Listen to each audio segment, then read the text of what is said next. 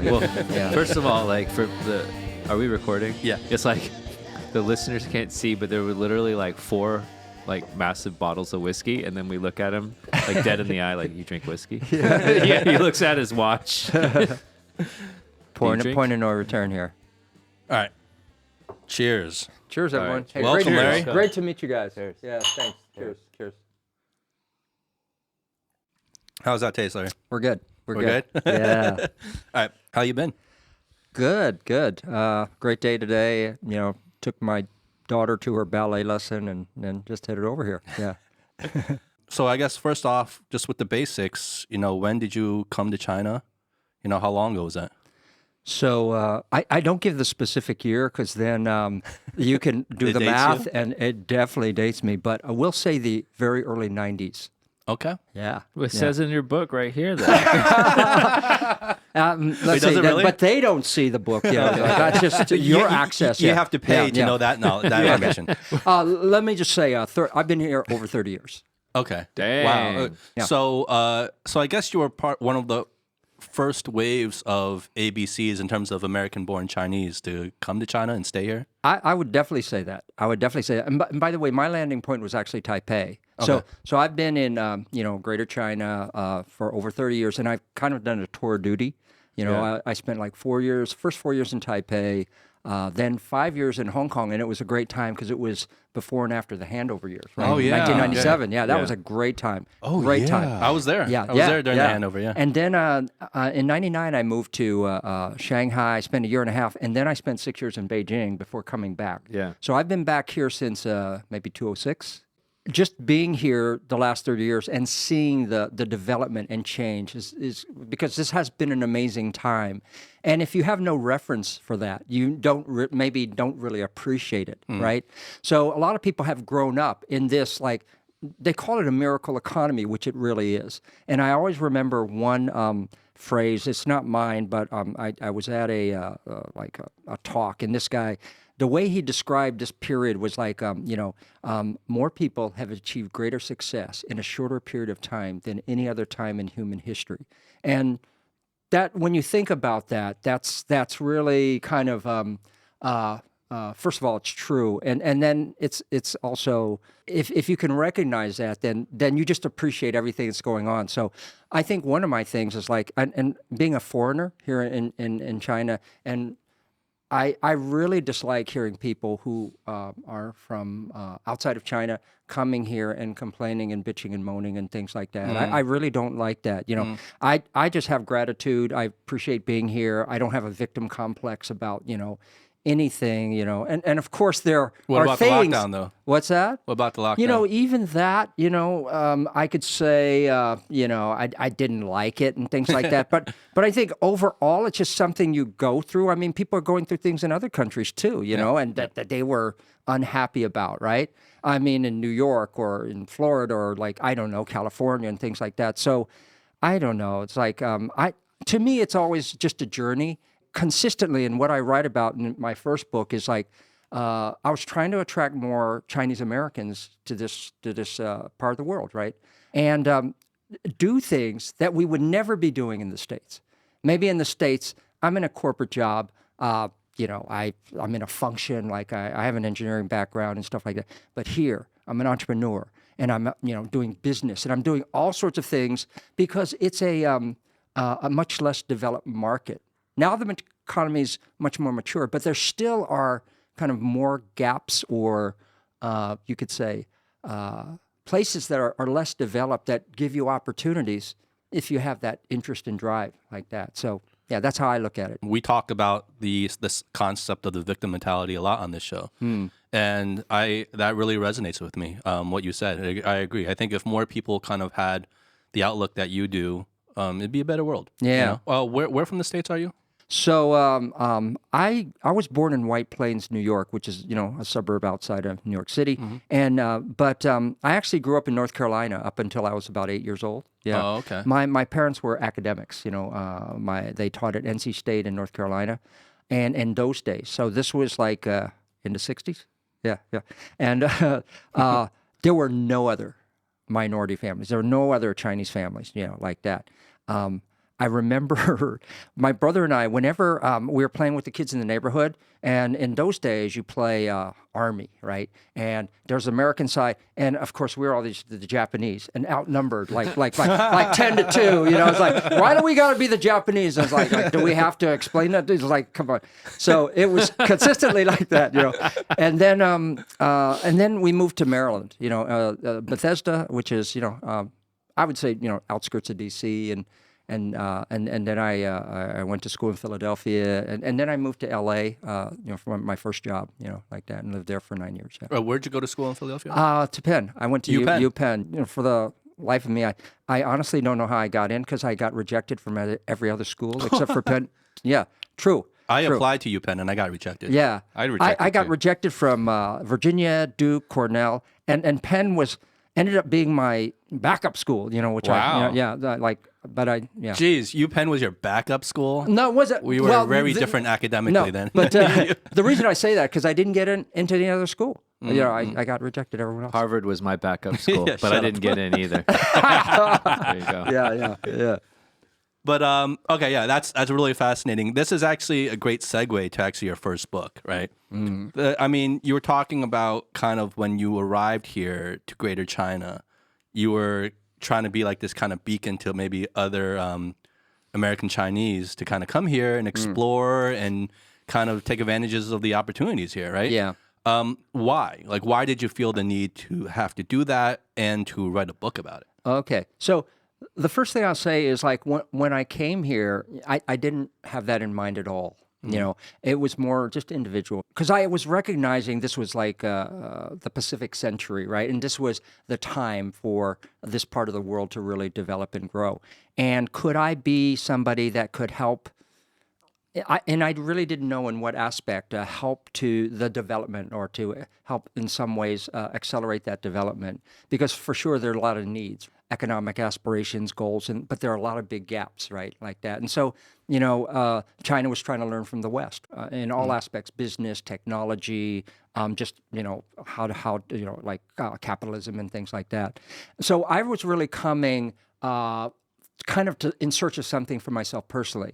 It wasn't until maybe about 6 years later that I got the idea to write the book, because I was meeting not a ton of people, but examples of other people like me, and they all had fascinating stories. Somebody was like an accountant, and she wanted to bring bagels to China, you know, and so Mrs. Shannon's, I write about her in my book, and she knows nothing about making bagels, but she has a passion for bagels, and she wants to, you know, introduce this to China, and people like that, and you know, other people. So she just left her accounting job and became an entrepreneur? Well, that's what she was. And I know you've had Charlie here, right? Yeah. He's the similar story. His background, I think he was PwC. I can't remember exactly where. Yeah.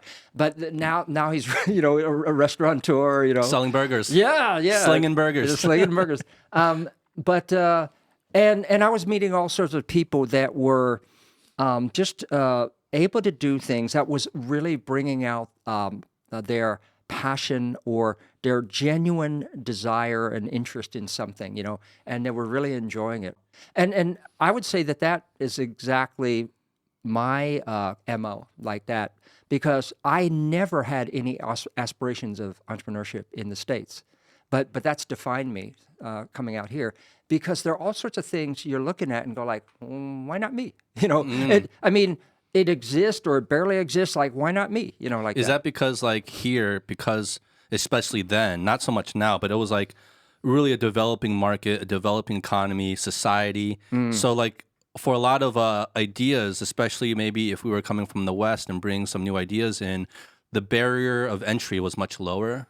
You could say that. Like, it gave you more confidence, like you can actually pull it off? I don't know if I would say more confidence. Like, I probably think more like opportunity. Like, that was the key. So as an example, like my first company I founded was this a recruitment company called Wang and Asia Resources, right? And when I came up with the idea to start the company, first of all, I have no HR background, and I have never done any recruitment. You know, I've never placed a person in my life, you know, but I did recognize the need, the gap between the talent need and the supply, you know, like that, okay? There's very aggressive growth among multinationals, And if you're going to grow, you could have a great plan, you have a great strategy, a great product, but you need people to execute, right? So particularly manager, senior manager level. And so, I just felt like somebody told me, Larry, there are a lot of recruitment firms here already. It's like, okay. But then when I was talking to employers, they weren't saying like, oh, I love my recruitment firms. They're great. I'm getting what I need from them. So I go like, okay, well, maybe I can figure it out. And, using kind of more of a consulting approach, like really understanding why aren't you satisfied? What are they falling short about? And that's why I founded Wang and Beida Resources. And then, many years later, we were recognized as China's Recruitment Firm of the Year. And, we didn't invent anything completely new, but we just did it in a more professional way and in response to the true needs of the market. And that's why I wrote my books about the second and third one, soft skills and career sense, Well, I want to just touch on something because all the way back then, you said this was like the age of like the Pacific. Like you kind of already were seeing kind of how things were shifting towards Asia in general, like all the way back then already. I mean, that's a lot of insight to have, especially back then. Yeah. I mean, that's a little bit ahead of the curve in terms of people catching on, right? Yeah. I'll tell you kind of an interesting story. Like, so I actually used that to get into my MBA program, I always tell people, I never tell people my GMAT score, but I got into Anderson School, UCLA.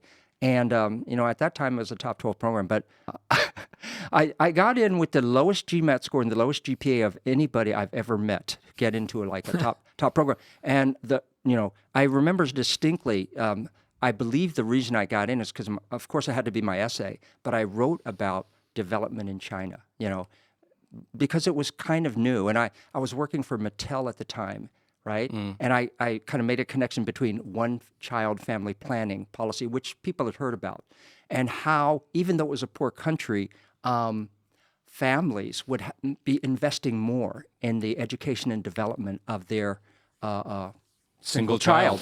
And educational toys would be a big market. And so I was kind of writing about that and stuff like that. And this was like a few decades ago, right? Yeah. Several decades ago. I'm curious, do you think if you were to write that same essay now in today's climate, do you think it'd be... No. But back then, then I would say it was original. And very few people were talking about China at that time. Yeah. I remember, like, I was taking a course, and it was international something, and the professor was from Europe, from Spain. And I was asking him about, like, well, all the case studies were about Europe, right, in international business. And I was like, well, what about Asia? And I remember what he said. And he was very decorated. He says, well, it's not really a relevant topic yet. Why would you think he'd say something like that? Because, at a that lot time, of people, it wasn't relevant. That's right. Everyone, first of all, he's not Asian, so he doesn't pay attention to Asia, he's Europe, it's so all the, like, how to do business in Europe, like that, it was the very early days, like even expats going to China, like that was a hardship, they called it a hardship post, like and that. rare. Yeah. It was like exploring the new frontier. Yeah, like that. The the early people that came to China, like Westerners, whether you're a Chinese American, it's like landing on the beach. The first wave is just going to get annihilated. Just get D-Day. Yeah, like that. And so you're better off being the second wave, right, like that. And then there's a little bit you can walk over dead bodies, to get to do things. Yeah. I want to go back to. A couple of things you said. One of them is, you mentioned that, like, if you don't have this reference point of like 30 something years, you don't really appreciate just how much has changed. And I thought that was a really profound statement. And then you shared this example of like applying to business school and like China just being irrelevant back then. Yeah, People not knowing anything. And then that being sort of your insightful, forward-looking thinking that kind of got you on this path. And like how much has changed in like 30 years. Like it's crazy. Yeah. Like from all different sides and perspectives. Like when we came out to China, like, China wasn't even in the news. I remember reading an article in like Newsweek or whatever, and it was like, oh, there's this crazy art scene in Shanghai and Beijing. It was like exotic to me. How long ago was that article? That was About? like in the like 2000 and whatever, right? Like before 2010. Okay. Right. So like what, like 15 years or something like that. And it was like fascinating, right? Like, and that was like an article, and it was like how vibrant things were, and it was up and coming. It was and all this. newsworthy that there was an art scene here. Yeah. Like there's actually an art scene in China. Like, wow. Like, you know, because all you think about is like bicycles and whatever. And now look at it. It's like every single article is about China in sort of different ways. That the economies are so tied together. So you think about like what's happened in this short amount of time, you know, just between the two countries. And then you think like in 30 years, what'll things be like? So whenever people get really, really pessimistic about something, then you can kind of go back and say things just can change like, you know, so rapidly. Yeah. And then I wanted to make one point on the one child thing. And it makes sense, right? I think it's a clever way of looking at it. But like I suddenly thought that, well, if Chinese families had more than one child, wouldn't they buy even more toys? But they're poor. It's a underdeveloped country. I mean, there's no, you know, in those days, people don't even have a TV. They don't have a washing machine. You know, they don't. You know, they're eating vegetables through like cabbage through the whole winter. You know, Yeah. They're poor. You know, like that. But if you did have any money, you know, you would.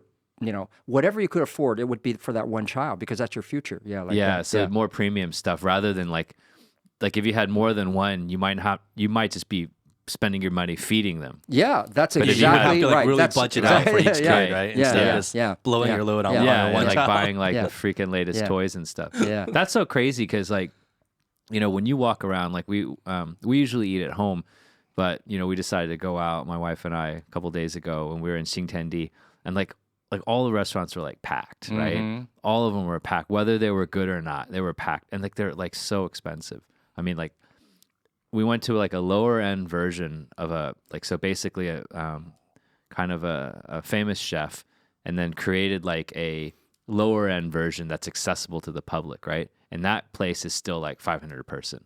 Wolfgang Puck. Wolfgang Puck is out, Stiller. Yeah, Wolfgang Puck and, isn't like, there I'm- anymore, right? Yeah, like Wolfgang Puck. That is- just shows how long I've been. but anyway, Stiller has a couple of like he has tie-end tables like 3-star Michelin. He's got one in Guangzhou. Anyways, we never go there because it's like 3,000 a person. So we go to like the low end version, right? Because we're like, that's kind of interesting. Completely packed, people just ordering. It's all 100%. I think it was like 95% Chinese. There was like one, you know, 2 German businessmen, and I mean, people just ordering stuff. I mean, the portions are just like they're tiny, minuscule. Like there was a Shake Shack like literally across, and we're like, should we just after we spent like, you know, 1,000, we're like, fuck this, should we just go to Shake Shack? Exactly. Right? Exactly. And I mean, and then you compare that to like people are eating cabbage all winter, Yeah. and it's like, what the fuck? By, Yeah. by the way, you know, I don't want to sound like your grandfather, you know, and telling like stories of the old days, but so, but actually, the real connection, even preceding my mom, was my grandmother, and so the first time I came to China was I think it was 85. Wow. And I was like an American-born Chinese, and I was like that. You know, kind of banana, like, you know, other than the fact that I looked Asian, you know, I'm really You still American. have that Yeah. North Carolina accent. That was the interesting thing. You still have it. I've been called banana too in the States. Were you guys ever called a banana? Yeah. Oh, we were all called bananas? Yeah. Oh, I thought I was like the only one I called was a never banana. called a banana, but yeah, I think most people would recognize me because if you close your eyes, you know, I sound like a, you know. For anyone that doesn't know, another any guy. listeners that don't know, banana is you're yellow on the outside but white in the inside. Yeah. But anyways, so my mom made my older brother and I, who's 2 years older, to kind of escort, really, chaperone my grandmother, who was 7 years old at the time. So when we came to China, no McDonald's, not anything, no Levi's, nothing Western. So a couple references, like one is that I remember there were hardly any cars. So imagine a bicycle.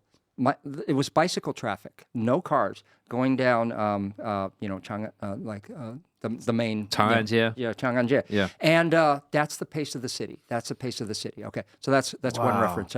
And then the other reference is after it was a month trip, and after about 2 weeks, there was one place that it was like some palace or something, but it was maybe in Tianjin or something, where we walked in and it was sweltering. It was the summertime, and they had Coca-Cola.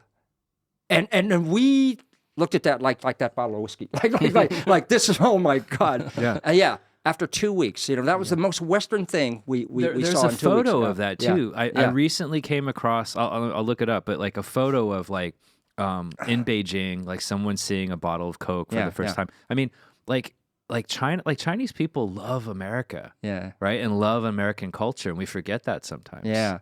Well, they did. I think that mentality, that sentiment is starting to shift now. Yeah.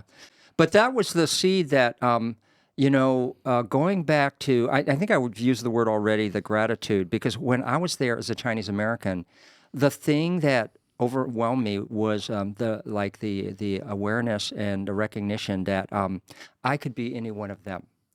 And truly, like the people I was meeting, the young people, the limo driver, like the tour guide, and so they were about my age, maybe late 20s, early 30s, and they were treating me like I was a celebrity, And I remember we arrived in one city. This guy shook my hand, and he was like eyes were full, and he just said, "Congratulations," like that. Yeah, that's what he said. Wait, I'm a little lost. Why? Why? Because he made it. Yes, because I Got the was hell out of from China. America, and he wasn't. And that was that moment where it was like, congratulations, you can do anything you want. You have any opportunity and things like that. And consistently, people were so excited to talk to me and see me, like what it would be like to be you. You know?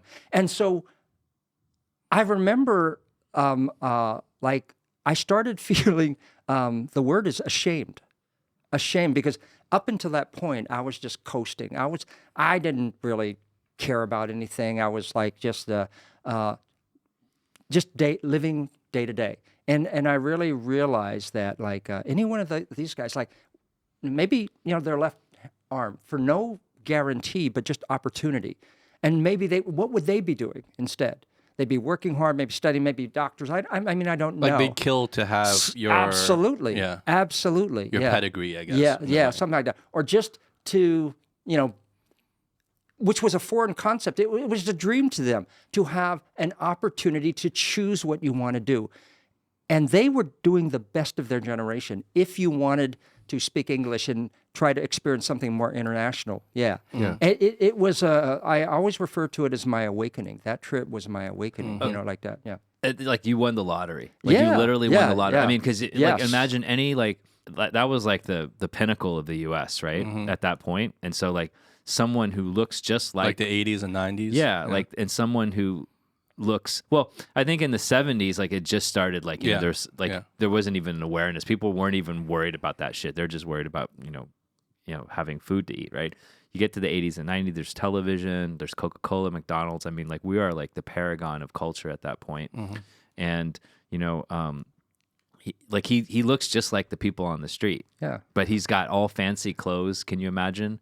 And like compared to a tuxedo and top hat, like compared to the people, like I could just imagine like the awe. Like I said, their energy and the way they looked at me, was like I was a celebrity. So it wasn't so much jealousy; it was more like a respect. Not at all. I don't even say respect. It was just admiration, more like admiration. Yeah, something like that. I totally can see that. Yeah. My mom moved to China in the mid 90s, and during that was when I first witnessed China. When she moved here, I came to visit her. And even then, I mean, I don't know when you guys, first time you came to China, but for me, it was the mid to late 90s. And what you were saying about walking around and feeling very different, even though you look like the same as the people here, I felt the same thing. It's like people would be staring and like coming up to you and being like, hey, what's your name? Like, just trying to talk to me in Chinese, and I'm like, I don't speak Chinese. Yeah. And just same thing. Or like I'd be sitting at a table having dinner, and then everybody walks by just staring, and just like as if I was a foreigner, like a real foreigner. And I think it was just because I was dressed like a skater boy, kind of like, you know what I mean? Like got the chain wallet. Yeah, you know what I mean? You know what I'm talking about, right? It was like the 90s look, which looked different. Nobody dressed that way. Nobody dressed that way. No, yeah. I mean, I guess just to kind of highlighting the contrast is like going back to when you said the person that was giving that talk was like saying, like China's irrelevant, to now you fast forward now where European media, US media is obsessed with China. It's not like just relevant. It's like it's an obsession. It's too now. no. Well, right now it's like they're too fucking irrelevant. They're too relevant, and we got to cut them down to their size. Like before, it was like they were nobody. Now they're like, oh, it's the big bad China, and we got to like destroy them. Right? It's so crazy how you go Completely from irrelevance to like too relevant. Too relevant. Yeah, that's a good like- way of putting it. You're too relevant. But this also goes, I think, to your book, and I want to keep moving on through your other books as well. But it goes back to your book, the New Gold Mountain, is that it's, I mean, in a way, it's kind of flipping from the idea of the American dream, which was, I think, from our parents' generation and earlier on, they would immigrate to the United States to chase that American dream. Where now you're kind of like shining that beacon back here and be like, hey, there's the Chinese dream now. Well, for our generation, like at that time, at least my generation, so the New Gold Mountain is a play on, Zhoujingsan, like they used to call San Francisco. That's where you would land, Ellis Island in the United States. Oh, so that's where they got it from? I didn't know that. Zhoujingsan. Yeah, so that was the land of opportunity. Why is it Zhoujingsan. called Old Gold Mountain? Because it's the land of opportunity. That's why they still call it Golden State right now, But right? why is it called Old Gold Mountain? Let's see.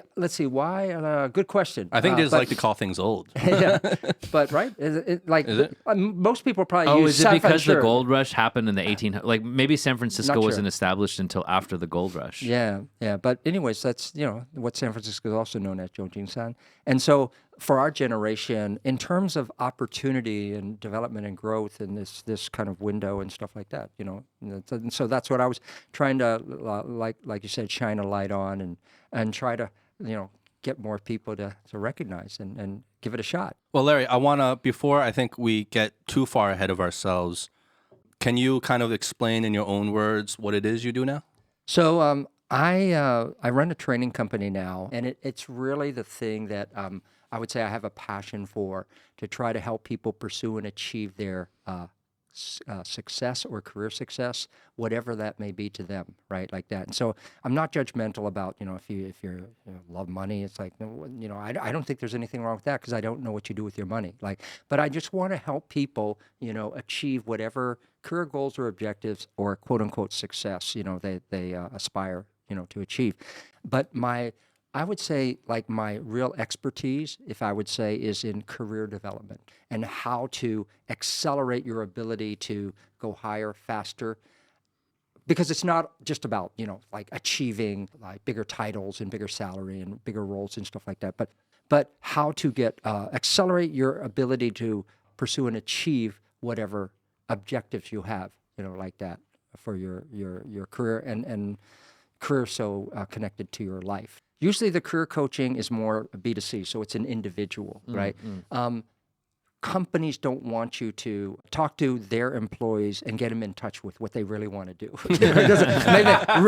Reevaluate, like, why am I here? Yeah, why are you here? But, so it's more like executive coaching, like how to be a better leader within the organization.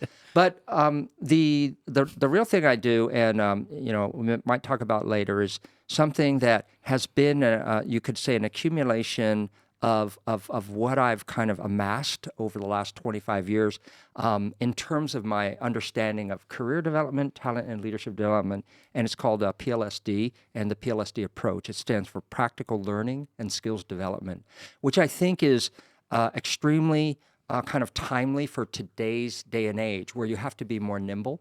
You have to be have a faster learning curve to adapt and change and to be able to take on new challenges. So it's two aspects. One is it's a kind of a self-development, like how to drive and manage your own learning and development, and therefore career development. And another aspect is like having an entrepreneurial mindset, which is basically, if you're an entrepreneur, you just have to get what you need.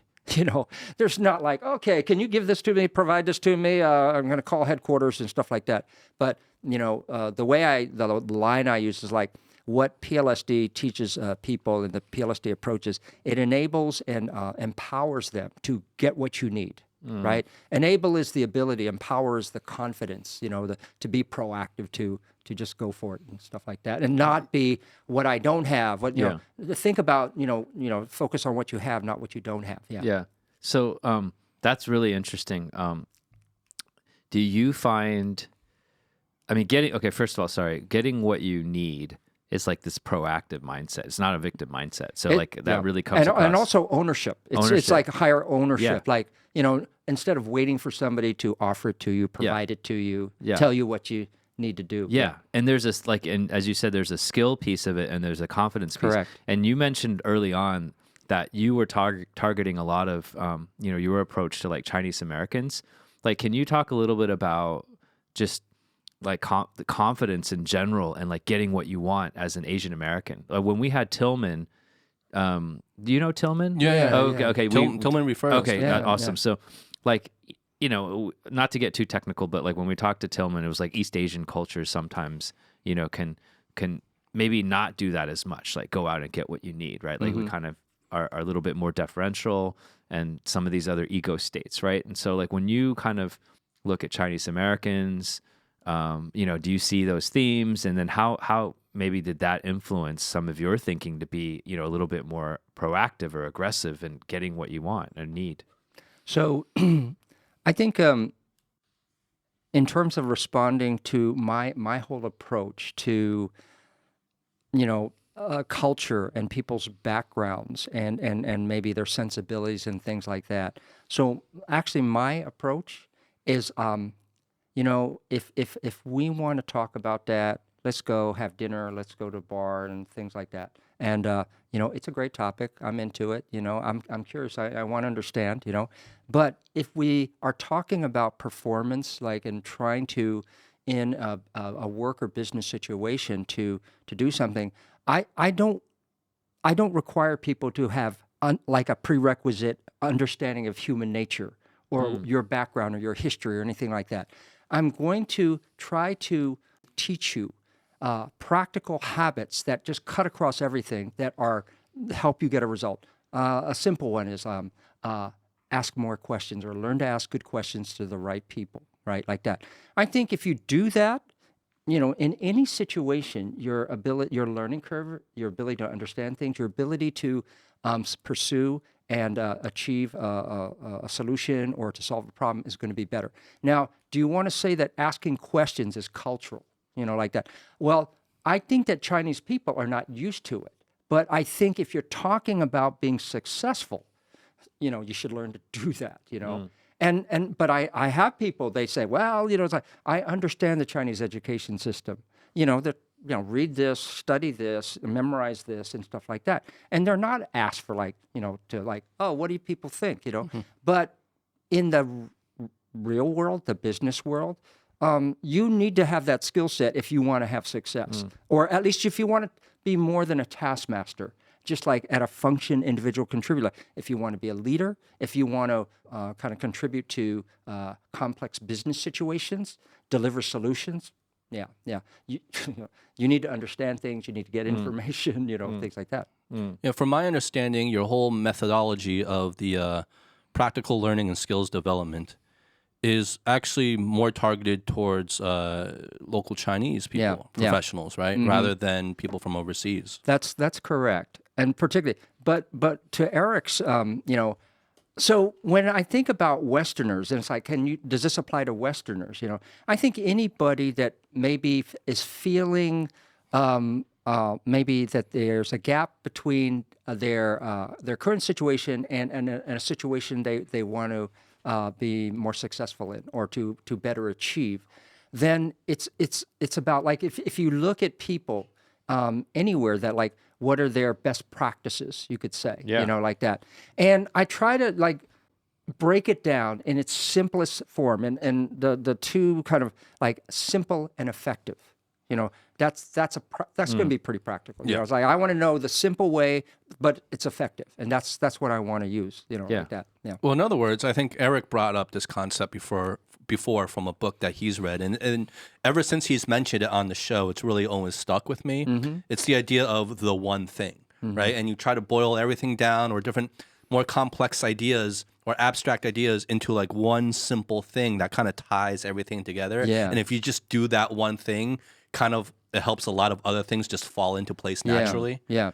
By the way, so within PLSD, so it's within this PLSD approach, there are PLSD principles, insights, and habits. And one of the insight's a very basic one that applies to everything. It's called the top 3 of anything. And it basically says the top 3 of anything represents about 80% of what something's about, AKA the key success factors. So when you're talking about the one thing, I like the top 3. Now, there might be a list, like if I want to be a better leader or if I want to figure out how to do something, there might be, 10 things I should think about. But let's focus on the top 3. They're called key success factors for a reason, like that. And so in your communication, what are the 3 main key points that you want the other person to understand? For problem solving, what are the 3 main things that, key success factors for addressing the situation, right? Yeah. For leadership, what are the top 3 things you want to make sure you do to be a better, more effective leader? You're literally like breaking it down into something that is both impactful and actionable. Yeah. And it's like, I always kind of think of this stuff as like working out. So like imagine you just started going to the gym. Of course. You look straight adjusted. He brings everything. He brings all his analogies back to working out. Yeah. We haven't. You guys haven't dogged on me for that. In it's in been a a long while. time. Like, because then we'd be doing it every episode, and it gets old. No, because I was I was focusing on other elements of my learning, but they would dog on me, right? Anyways, if you're trying to like learn something new and like working out as an example, and it's very challenging, like imagine you just want to start running, right? We've all had that experience. Many of us like have started running, stopped. We go through this process. We've stopped running for a long time. Anytime you go back into it, it's like you're just starting again. And if you're trying to focus on like 10, 20 different things, like you're not going to get anywhere, because like with running, it's like all about building up your cardio. And the key way to build up your cardio is to just do the minimum amount that you can do consistently, no matter what. And people try to build it up too much, like, I got to go run 30 minutes, 40 minutes, 50 minutes. You're never going to do it, right? You got to start somewhere, which is like you run for 3 minutes, right? And then you do it every day, or you do it like, 3 times a week. And then you go to 5 minutes and 7 minutes. And then like before you know it, you started running, and then you can work on the next thing. But there is a sequence to things, because when you're at the beginning of something, your capacity to learn something new is very different than when you're in the middle or advanced stages of something, because you haven't built up any of the basic fundamental skills. So it sounds like the success factors also relate to like foundations. Yeah.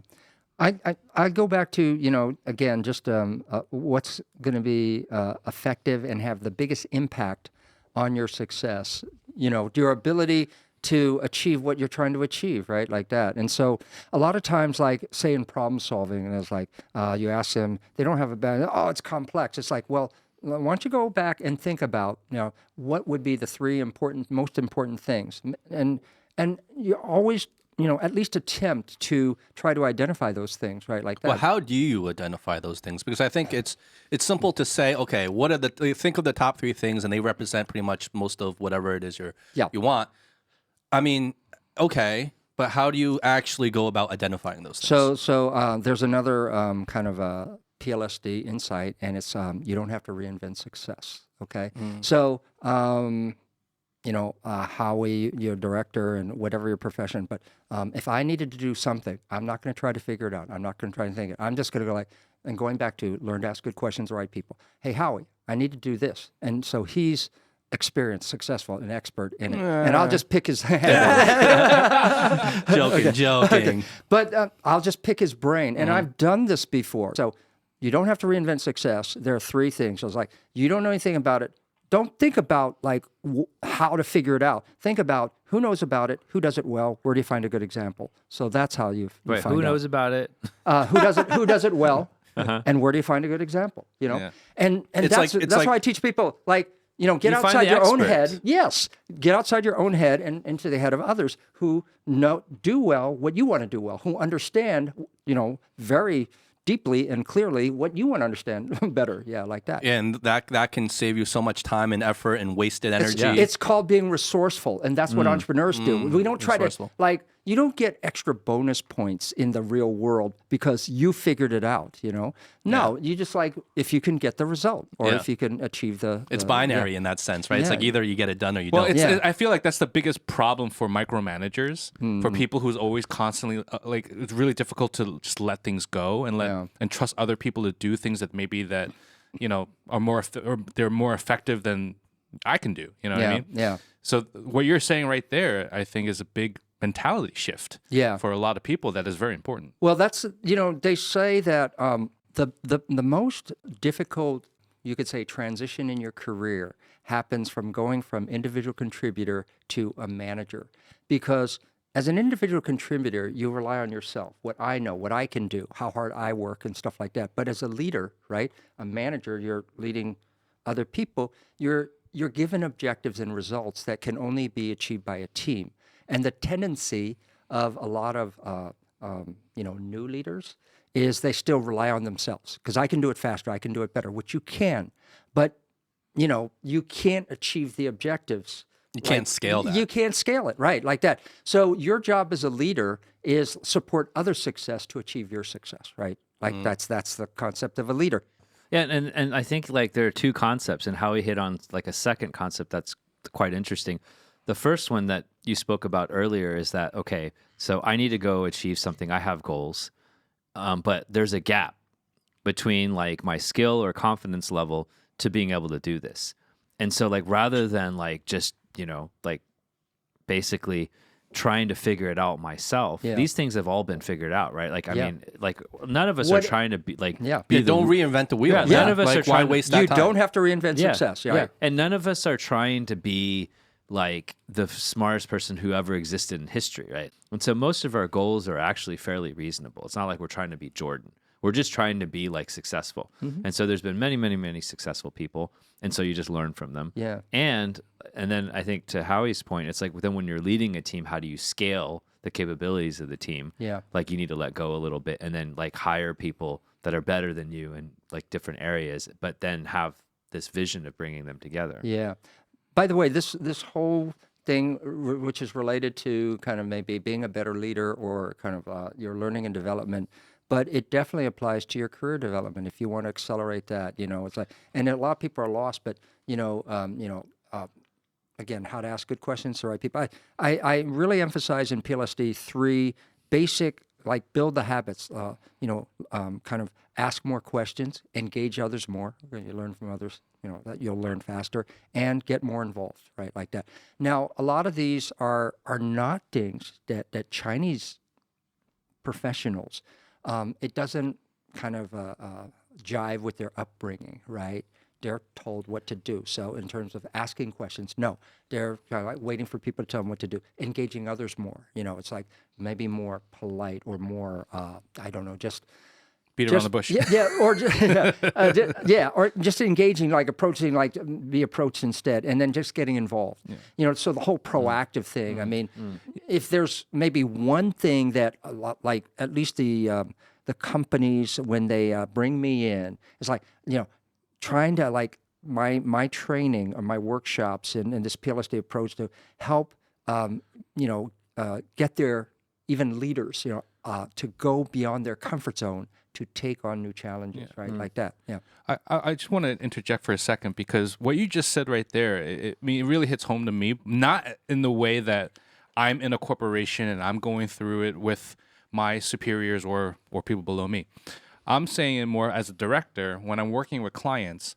There's certain type of clients that I work with that are very well known in the industry where you're going to basically have to deal with like difficult management because the managers don't have all the say or the final say in the projects that they're overseeing. They have to listen to their superior or their 老板, you know what I mean, or their 主管.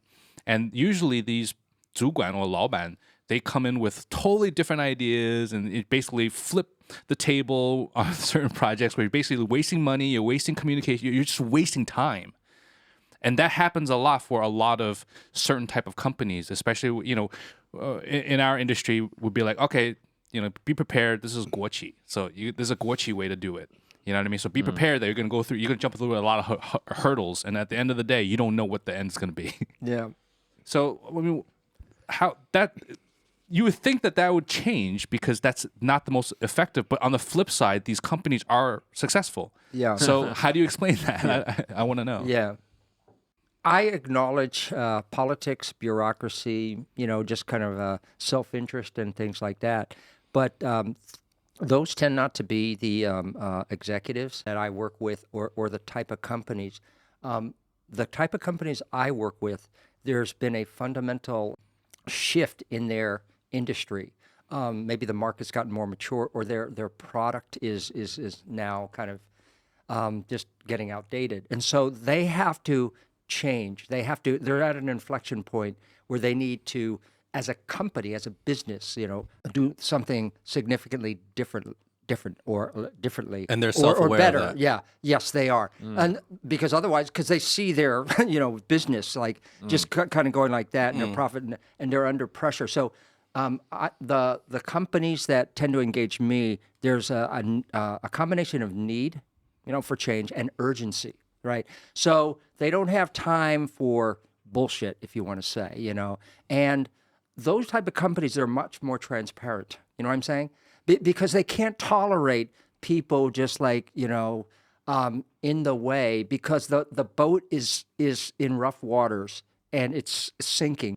And China's been a great market where, the way I would put it is that so many of us, and talking about this kind of miracle economy, we have benefited from being in the right place at the right time, frankly. Yeah. The wind has been blowing for everybody, but at different levels, it's kind of slowed down. And now you can really see now who are the outstanding ones, or who are the ones that are really good, as opposed to, just kind of being in the right place at the right time. Yeah. Yeah. I think that's interesting, right? Like in terms of, there is the factor of bureaucracy, politics, self-interest, like in any business, and those will play a role up to a certain point.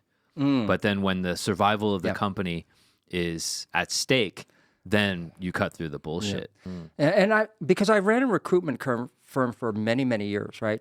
And I've seen the resumes that on paper, they went to a really good school and they work for like a top multinational company for like 20 years.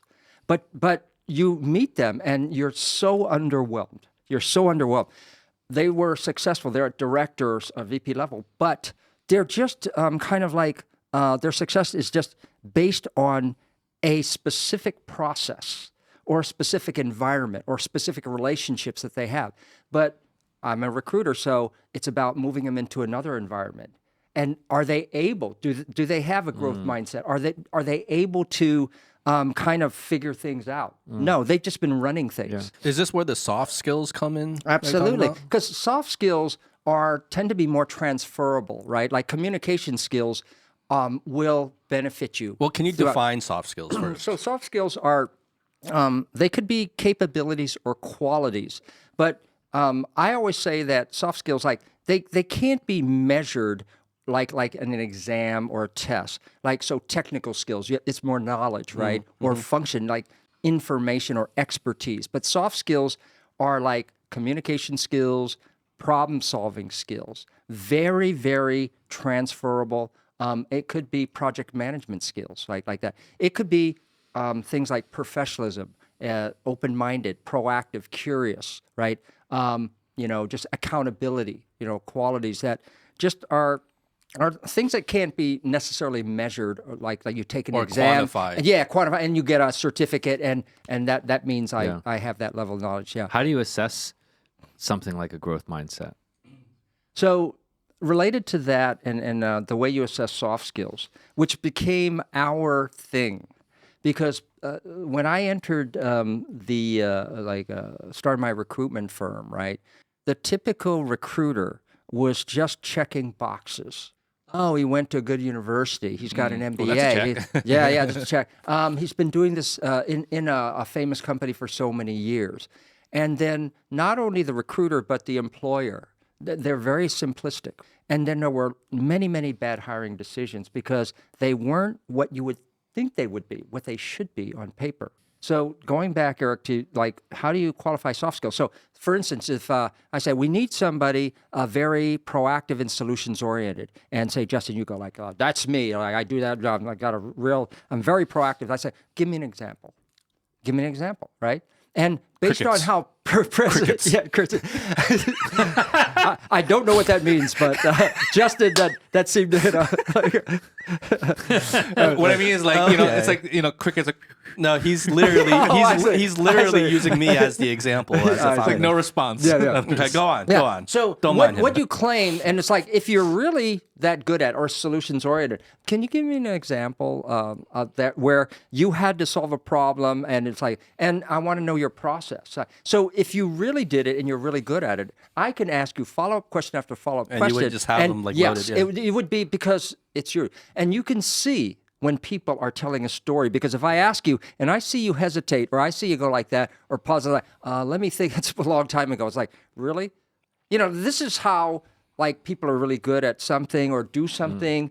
It's kind of second nature. Like you it ask just them comes to out. do Yeah. stuff on the spot. Yeah, like that. It's not pre-planned like a scripted thing. Yeah, like if you asked Howie how to direct a film, he'd probably have to get back to you, a few days You know what he later would with, do? with an He'd be email. like, with an he'd be email. like, sorry, my VPN's not working. Yeah, I yeah, can't yeah, consult ChatGPT. Yeah. He would have to get back to you with an email that's like pre-thought out, and he wouldn't be able to answer on the spot. But people who are really good at what they and so also how impressive the achievement is. Like I always say, achievements are the proof. And of course, if you say you're really good at this, then you should be able to give me an example that I think is pretty impressive in terms of your ability to do it. Yeah. And nobody gives like, that's my third most impressive example of leadership or of problem solving. I'm building stuff up to it. Yeah, I'm building up to it. It's like, no, I'm being humble and yeah, modest. no, like this, yeah. Yeah. Like how he's like, the first line is like, direct Steven Spielberg-esque films. Yeah. So that's interesting. So when you then assess that, you've obviously then met tons and tons and tons of people. So like, is there something about kind of capturing, the learnings from lots and lots and lots of interviews, and then like, how do you follow the candidates to know that they actually succeeded or failed later, right? Do you bring that back into a feedback loop? So I guess I would say this. So when I was running Wang and Lee, our kind of logo board of our clients were really top clients. Their lifeline was talent. They needed to have the best talent, the right talent, and we were a boutique company, and to be on their vendor list, like that, we have to deliver the goods. So in terms of a feedback loop, I would say they would just keep coming to us with more positions, and so we service like the Nikes and the Microsofts and the city groups and things like that, but in a big way, where we really took off is like the Dianpings and Youku. That's interesting. Yeah, like Alibaba, Tangshan, Tencent, and things like that. Yeah. Also going back, because we were kind of in the flow of the conversation and we moved on, but there was kind of one thing I want to go back to that is interesting to me to think about, is the idea of don't bust your head against the wall trying to like reinvent like successful models that already exist, right? Don't reinvent the wheel, right? Like there are more effective and efficient ways, like shortcuts to do things and get what you need than trying to be like this like pioneer, right? Yeah. In something. And I think that's really true, because I think we're conditioned. I think maybe one of the maybe negative things of all this abundance and accessibility of information these days is that the idea of being like the maverick, or the idea of being like the one in a million guy or girl, gets like really romanticized, right? And we think like, oh, if you want to be a successful business person, like that's what you have to be. You have to be like, go against the grain, be the disruptor, just do things completely outside the box of what anyone else has done before.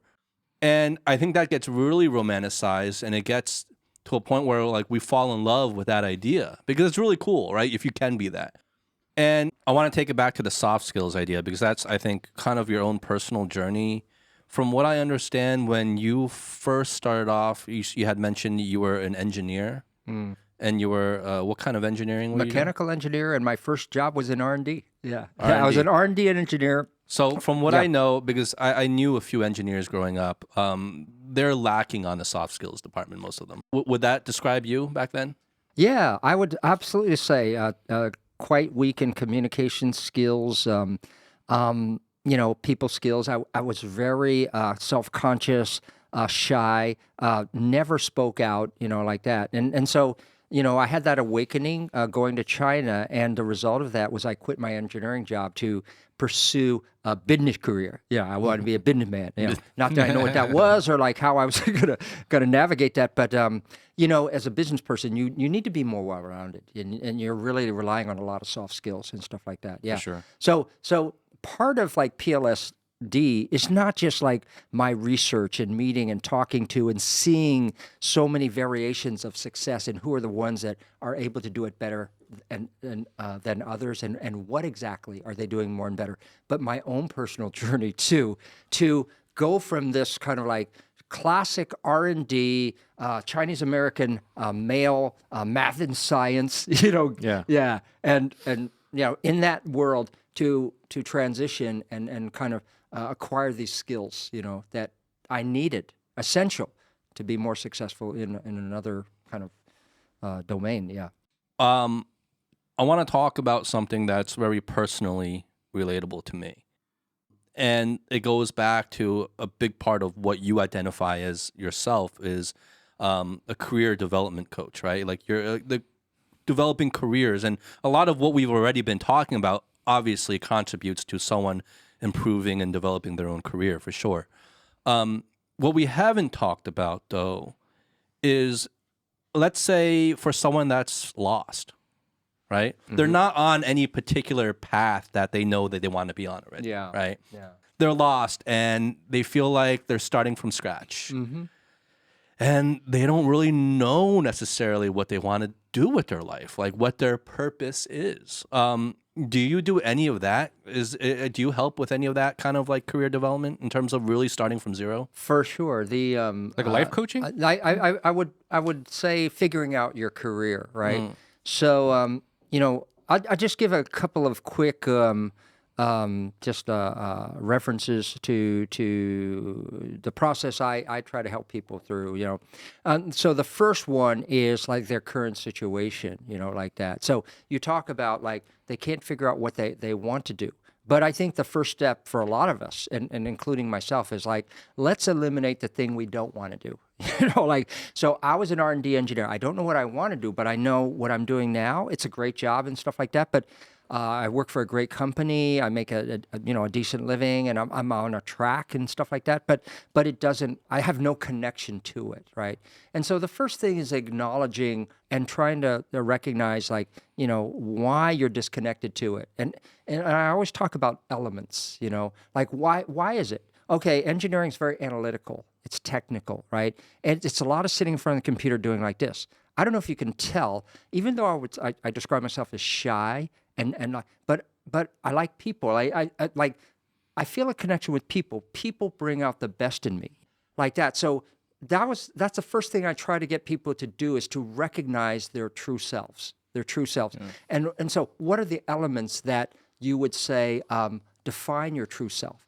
And then they'll say things like, I want to kind of like be more creative, or I want to help have an impact or help people achieve things, or something like that, or I want to help the environment, or whatever, And so I always tell people, like, where people get stuck a lot is they're trying to figure out the destination, the goal. Yeah. But I talk about like direction more, and I talk about just pick a good road to travel, because it's going to be, if you're trying to figure out a winding road, most people's career are a winding road. With a lot of detours, probably. Right? Yeah. And the thing about a winding road is you cannot see here until you get to here, this corner. You have to round the next corner, right?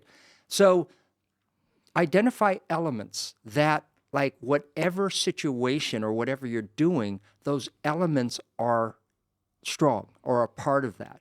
So if you look at my career and the situations I've been a part of, they look totally disconnected. So I have R&D engineering, and then I work for a toy company, and then I work for a computer company, and then I work for a consulting firm, and then now I'm in the talent industry. But if you understand the elements that I identified early in my career, and that's what I try to help people identify. It makes sense. So the elements that matter to me is one is kind of business instead of technical manufacturing engineering. Okay. The second element is people, right? Like something very people oriented, but that's a big range, right? And then later it become more like helping people, and that's still a big range, right? And then the third element was China, like, so I made choices that go counter to what maybe 9 out of 10 people, maybe 99 out of 100 would make. But I made those choices because they were strong in the elements that mattered to me. And that's another thing that I'm constantly emphasizing. It's all about fit. Everything is relative. There is no good and bad job or good and bad career choices or career moves or job moves. It's relative to your personality, your interest, your definition of success, and what you want to see your success look like. Well, how do you identify those things? Like for someone, because I think We should use Justin as an example, actually. I think for people who are stuck in this position, and yes, I am speaking from personal experience. It's all well and good to be like, yeah, you know, go with what you're passionate about, what drives you, what brings you energy, and it all makes sense. Like, yeah, I would love to do that, but I feel like sometimes you get stuck in this area where you just draw a blank. Like, you know there's a larger purpose for you. You know that you can contribute. There's not. you know you can contribute somewhere, except that, and part of it is maybe you're passionate about too many things, right? So you don't know what to settle on. And so you get this feeling of being lost, or you're caught in this position of like not even being able to decide. How do you help people with that? I think so. I would say like in a journey, you're going to make choices, and along the journey, you grow. So the key is to move forward in the right direction, right? Travel the right road, right? Like that. So I'll give you a good example. Like, so keep moving. Yeah, forward in the right direction, you know, like that. So a good example is like after I got my MBA, I took a job with Wang Computers. So it's a computer company, a hardware company, and I wanted to do marketing. And I had offers with J&J and Kraft, which they're FMCG, the 4 P's of marketing. If you really want to do marketing, you should join those companies. But I joined Wang Computers. Why would I do that? Computer companies, except for Apple, are not known to be strong in marketing. Yeah. That's by the way, that worked for me quite well. My last name. It was his company. Because of my last name. Yeah. But I chose it because the guy that hired me was the executive VP for Asia Pacific. I have zero interest in computers, like that. And most people know me like I'm a technology, kind of like an idiot. But it would get me closer to, my ultimate. I wanted to be in Asia. And these other jobs were about the U.S. market and stuff like that. So it's like what I might say to you, Justin, is that you're not going to hit a home run. You're not going to figure it out now. But you need to maybe get into a situation that offers you more of, not what you want, but more of. You know what I'm saying? Because you can't figure out what you want right now. You can't. You don't know what it is. You just get. Getting closer and closer. And you don't know how long that's going to take. So I'm just on the journey, and I identify something that is going to energize me, and just as a next step. And I don't worry about like I overthink. Yes, I don't. And a lot of people, like when they talk about career planning, they the first thing is you got to identify an objective. It's like, but I always emphasize direction. Just a good direction, a good road to travel like that. And then just enjoy the journey. And everyone will tell you that. It's really just the journey. The destination, first of all, it's a very short time there because once you get there, there's another destination, like that. So it's really more focused on the journey, like that. Well, I mean, that totally makes sense, right? Like, and then bringing these things together because like we all sort of, I think we all have this issue, right? Like, I mean, if you went out and surveyed everyone and you asked them, Like, do you do what you like your life's purpose? Like 99.9% of people probably wouldn't say that. Even the ones that like are doing something really meaningful would probably be very critical, right? And not content or grateful, for the moment, but like to unpack it a little bit. So where I think that you were very insightful, and maybe this is why you then got into a career of advising others, because as you figured out an insight that most of us just kind of miss, which was that if you figured out the things that you gravitate towards, right, you might not know what that end place is, but you're for sure not going to go to the places that are not going to offer these things. So like you didn't want to go into computers because you like people, right? You wanted to go to Asia. So even though like all these other, top companies wanted you for marketing, you were like, nah, I'm going to, I want to, like this EVP of Asia Pac for Wang Computers is hiring.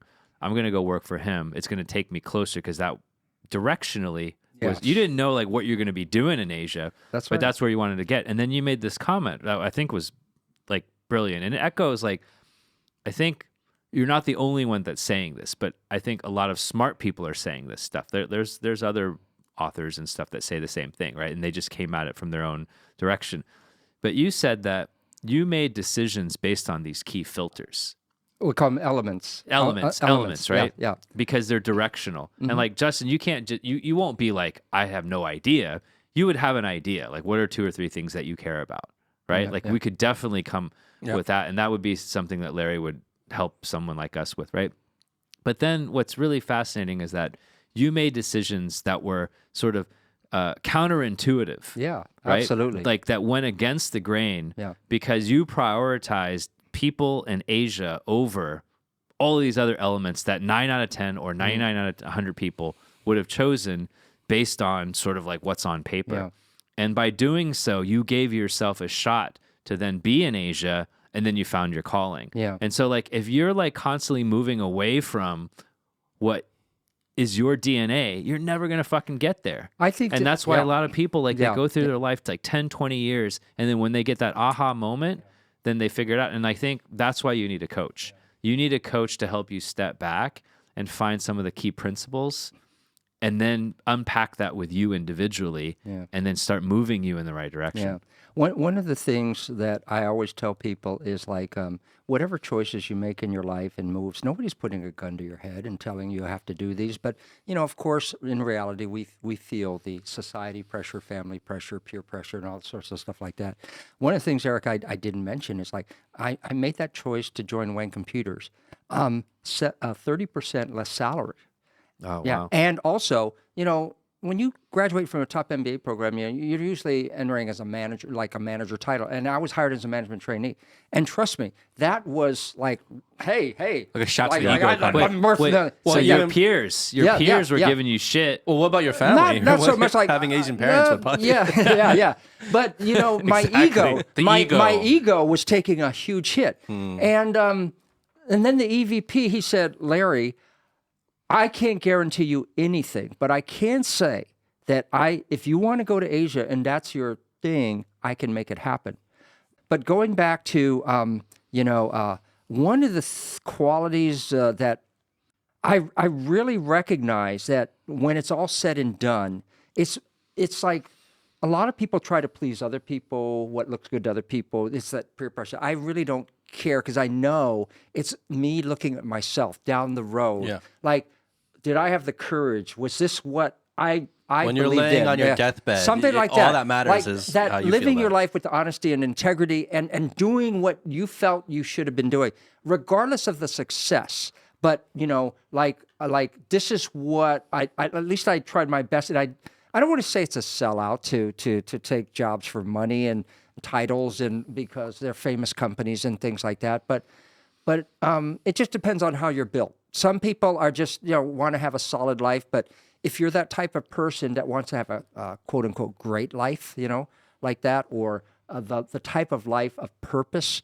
then it's a really internal thing. It's totally an internal thing. And that's like the tricky thing, I think, with like life decisions, right? Like in the moment, they might seem totally counterintuitive, as you put it. Yeah. but in hindsight, they make perfect sense. Oh, by the way, I think what you just said, so I always tell people, like, what I do is like what I was meant to do, but it didn't, I didn't say that until I got there. Yeah. Because along the way, one of the things I entered the talent industry through this recruitment company.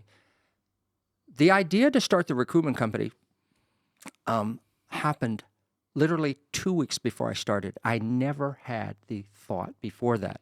But because I was staying true, and all of a sudden, all the pieces just clicked. You know what I'm saying? Like everything I did led up to this point. It wasn't out of the blue. Sense. It seems out of the blue. It seemed out of the blue. But yes. you had been like, it went all the way back to you having the conversation with the EVP. Yeah. Like all the dots were connecting. Yes. Because everything was in emotion. Because at that moment, X number of years ago, you already had the thought in your head. So if the thing doesn't exist in your head, it's not going to happen. Yeah.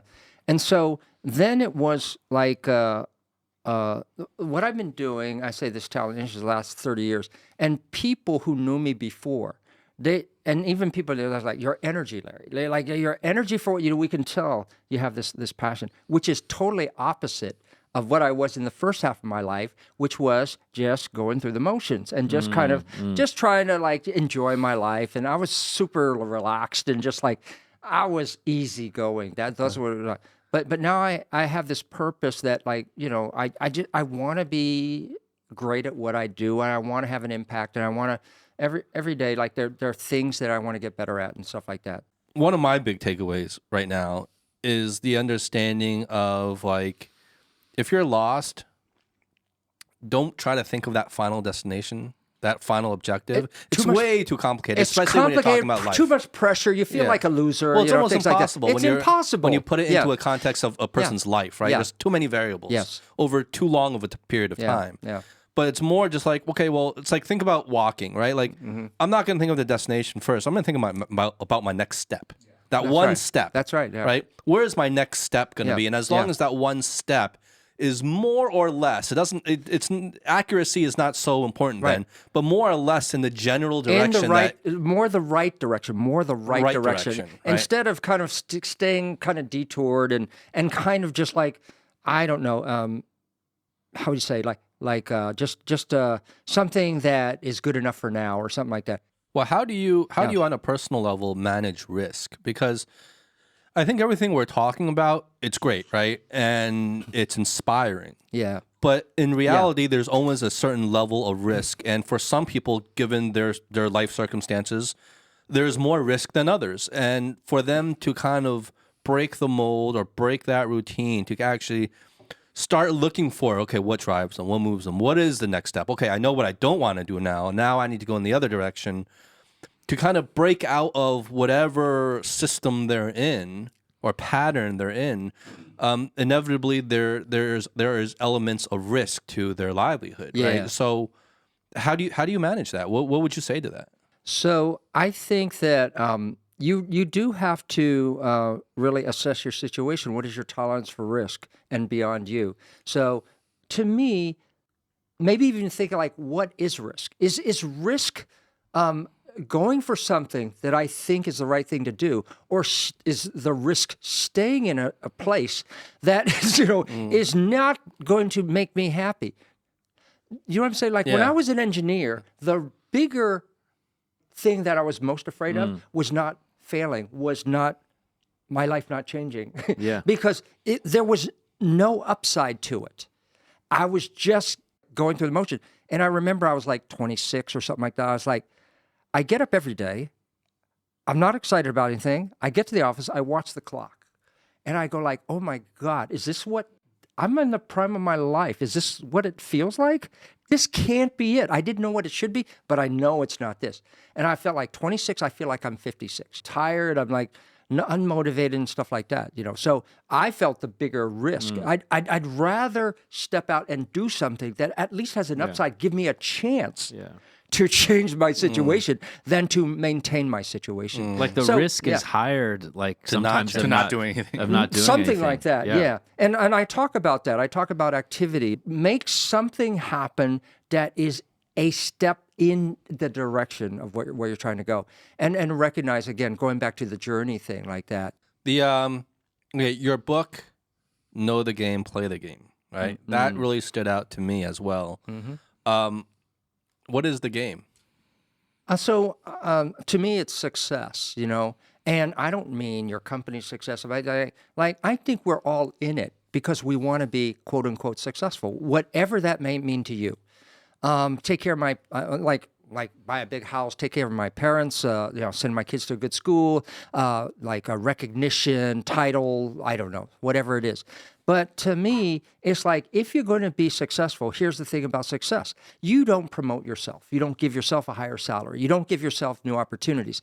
If you're going to join a multinational company, and I wrote this book for Chinese professionals, then don't complain to me about, it's like they say we should do this and this, but our education system, listen, you joined this environment that, you should recognize what the key success factors are according to people that can impact your success, But a lot of people maybe are too much in their head or not, about, well, it's not my habit. Well, it's not my upbringing. It's like, listen, you joined this company. It's a multinational company, so they need you to be more open. They need you to be more proactive.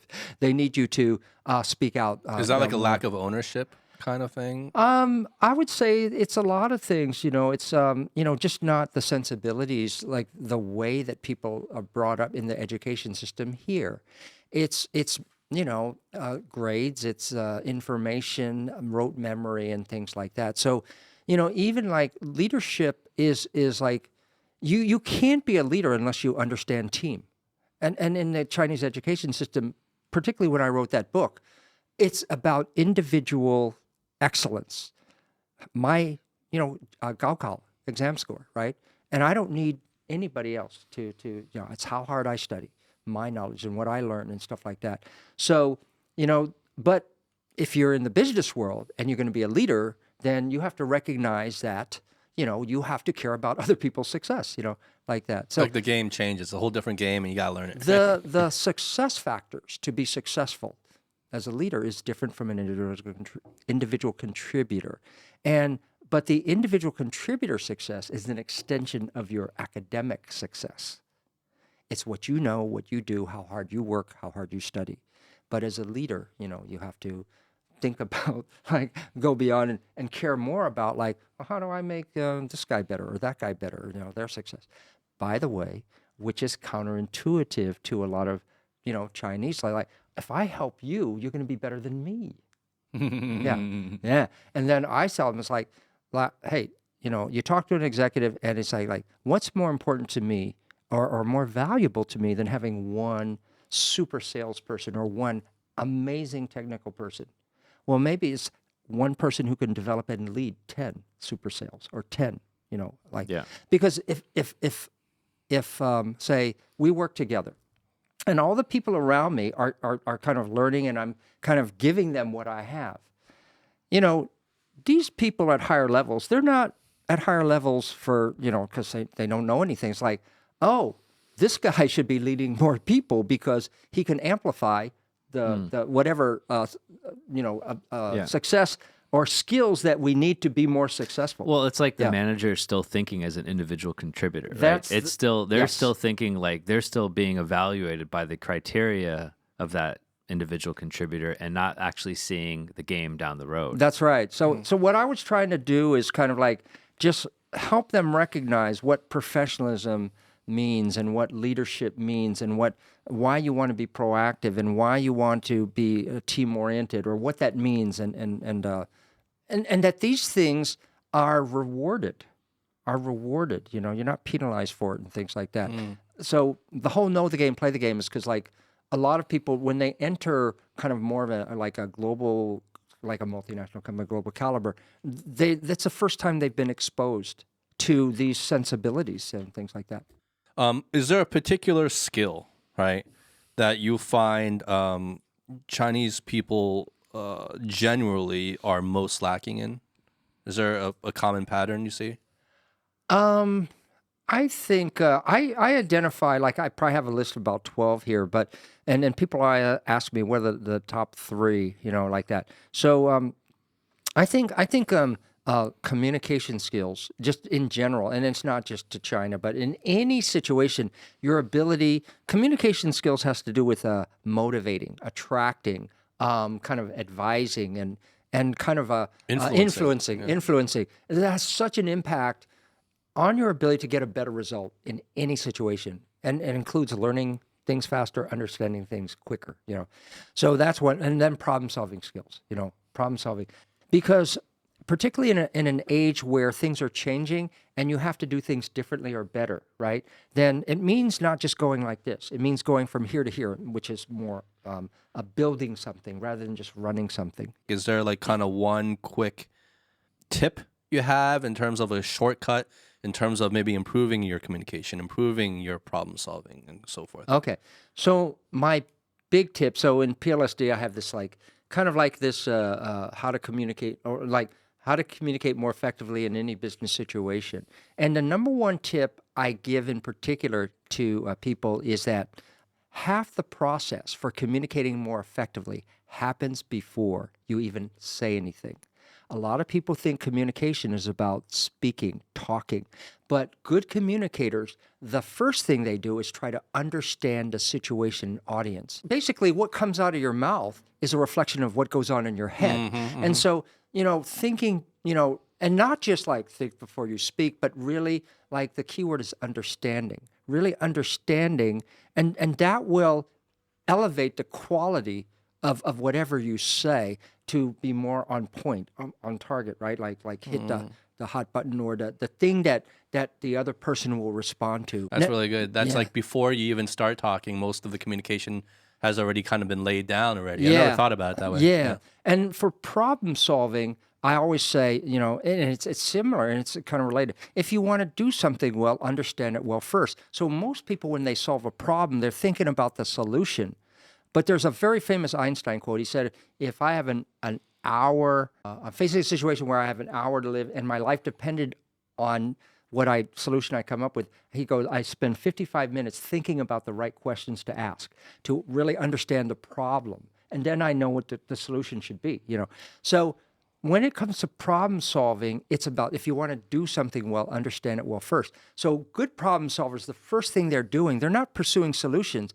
They're really trying to really understand root cause and the key success factors. If you know the root cause, then you're going to be more accurate on identifying and focusing on the key success factors. So that's all I try to do, is get people to recognize themselves, like that. Because a lot of people, they're too influenced by, again, like external factors, getting you confused. I've seen this and heard this so many times. But, just really to... recognize yourself. It starts like that. And then you could make choices. Then you could go like, well, there's too much pressure. Oh, I got a family. Oh, and I think I can't take the risk and stuff like that. It's like, okay, but, at least you kind of know. And so sometimes I'll be coaching people and it's not that they kind of like are keep searching, but they kind of, more accepting of their situation. You know what I'm saying? Yeah. Because, it's like, maybe it's not the right time. Or right now I have other things that are higher priority and stuff like that. And they can feel that way because of the self-reflection That's and awareness. right. Yeah. It's almost like a catharsis, right? Yeah. It's always like that. I have so many... okay, I don't want to get sexist, but mostly female. But they start tearing up. I'm just talking to them, and they just start tearing up and crying because it's like a therapy session. Yeah, it a lot of times it really is. Yeah, they because they're so constrained trying to respond to what they think is the right thing, and so in a way it kind of helps them break free and to at least to see it, and then the next step is what you want to do, and it's up to you. Well, and I think that is connected to, the female role in society, like in a negative way, in the sense that like there's so many more expectations that are put on females unfairly. So there's all these influences, as you say, all these voices, right, that have been put on them by different societies. Well, males have different type of different pressures, but I think that there's a lot of like hidden pressures on females, and then these conflicts sort of happen, and it's sort of helping them understand like what voices are coming from society and what voices are coming from their parents. Look, I think a lot of how we talk about these things and finding yourself, finding your career, finding your path, finding success, whatever these key terminologies are, it's based on this idea of like, look, you're not good enough right now and you need to change and get to a better spot for yourself, which is probably true for a lot of us. But that's not the only path, and that's not the only way of success and story, right? Like, I think a lot of these pressures that Eric was alluding to, whether they're pressures on the male or female, they can sometimes distort our own perception of our own situations and make it seem like, oh, there's this whole other thing I need to be doing, when maybe for some of us, hey, like what you're doing is really good. It's fine. Yeah, it's fine. And if you're happy and like, Yeah. we get to it's like almost like the grass is greener syndrome, right? Like you don't appreciate it because you're not there, and you never appreciate what you have in the moment, right? And you always think the grass is greener on the other side. And we get stuck in this world with all this input and all this influence from all these things around us that we're taking in. And we get the feeling that all of a sudden, oh my God, I'm not doing enough. I'm not good enough. I'm not where I should be. When maybe like, hey, like you're fine. You're good. Yeah. You're fine. It's just the fact that you even hearing that voice or lack of hearing that voice, you're fine. Yeah. You don't overthink it. Well, yeah. And because advertisers don't work that way. Yeah, They you don't advertise have you. that. They play on your weaknesses. They play on your insecurities to make you feel you need that new thing. You need this new thing. It's not even just advertisers. It's your surroundings, right? It could be your family. It could be your work. There are so many demands placed on all of us, right? And there are so many agendas. Like if you're an advertising company, you're a society, there's all kinds of, hidden rules. This creates like all these expectations, and these expectations are coming from everywhere. And I think like the role of a coach and a role of deep reflection is to help us sort these things out. Where are these expectations coming from? Is it coming from parents? Is it coming from society? Is it coming from myself? And then once you're able to kind of prioritize and take and say, hey, these expectations, like I don't need to worry about them. They don't actually matter. I don't give a fuck, right? Yeah. And then prioritize the ones that are the ones that really matter. Then I think like things will be more clear, like because there's certainly less choices then. And then maybe like the choice that you've already made, you validated that that's the right choice, or it becomes clear that you need to take another path. But at least you don't have the distraction and the illusion that any of these other expectations is going to take you to something that's going to make you happy. Yeah, you're not always dreaming like, oh, what if, right? Because there's a lot of shit coming at you, and there's different agendas, for good or bad. Sometimes the agendas are just based in historically in society. Like no one even wants it that way. Like think about how many things in society are a certain way. No one wants it that way, but it's just the way it is. Yeah. And then it's the way it is. Coupled with we're getting more and more commercial. And so there are expectations where people are actually selfish, or companies are selfish, and they want a piece of you. Yeah. By the way, so, I don't consider myself a life coach because there's kind of an implication. It's like a little bit rah-rah. It's like, oh, love yourself. You could do it. But, I try to be, go back to the practical thing, and there's like really, really things. But, one of the things I use that consider yourself normal. But the other thing is like, like I talk to a lot of people, and it's like you are burdened because you care, and that's amazing. That you're fighting every day for the success of maybe your company, your colleagues, but then you go home and you carry that, like we're talking about maybe women but men too, and things like that. But I think that what I try to help people do is like recognize that I try to give them more control. Or the feeling of more control on their terms, right? I've talked to a lot of people about success before. It was like, what is your definition of success? And I think most people that, even regardless if they have a lot of money or say that, but the people that you look up to, it's doing things in what, on their terms, in the way that what they believe is most important, what they care about. Like in my workshops, I start by talking about just like, what do you care about most? About like, what is your definition of career success?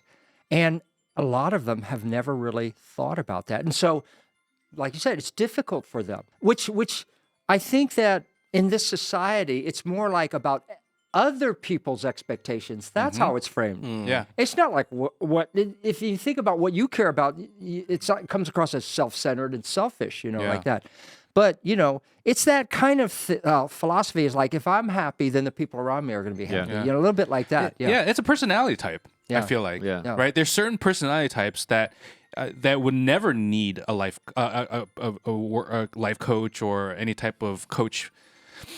They just make their own decisions. They just move forward. Whether it's successful or not, it doesn't matter because they are who they are, and nothing else matters. Then you have other type of personality traits that are maybe a little bit more wishy-washy, a little bit more unclear, right? And they may need some, But help. I think the ones that like the ones that think they know what they want, at some point in their life, they realize that they went down the wrong Yeah. direction. Well, so I that's- think everyone needs a coach. That's why they call it a midlife crisis, right? Absolutely. Yeah. Because you think like this job, and I have a title now. I'm a middle manager. I'm 40 years That's old. even and worse. Have I done Yeah, what it could what, be. Yeah. what I aspired to do? Yeah. Yeah. And that's just Yeah. in the United States again. We come from the future. That's what happens to people, and then they feel trapped, or they feel kind of like Disillusioned. or failed, Yeah, like yeah, something like that, or For sure. yeah. And I feel like there is, I don't know, I put it in this way of like kind of this like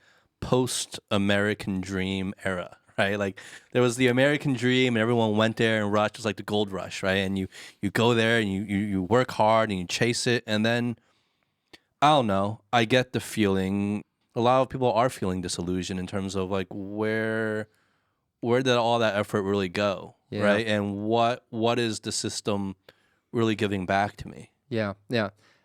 Even for me personally, like I've always wanted to I would say impact other people. That's a big thing. And now I still want to do that, but because of all the complexity in the world and stuff like that, like what matters more to me is like, well, I want to think about that. Like I was going to say, what I do, of course, matters, but how I do it really matters as well. Like that. Yeah, it's kind of like that. Do you think that this priority shift, or however you want to define it, really came after having a family and settling down? And You know what it is, and this is a totally different topic.